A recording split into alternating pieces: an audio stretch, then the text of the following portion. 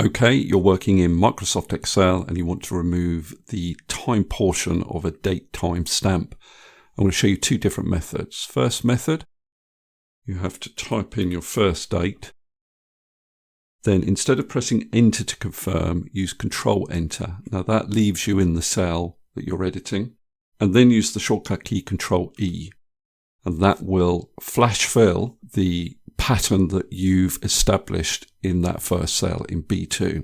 Now the second method uses the integer function or the int function. So equals int, open bracket. Then all you have to do is reference your first date, close the bracket and press enter.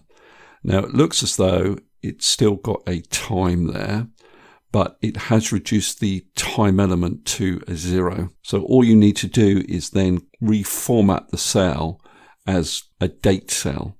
The time element is essentially gone. Okay, that's all I wanted to cover in this particular video. Hopefully that's useful. If it is, please give me a thumbs up and subscribe, and I'll see you next video.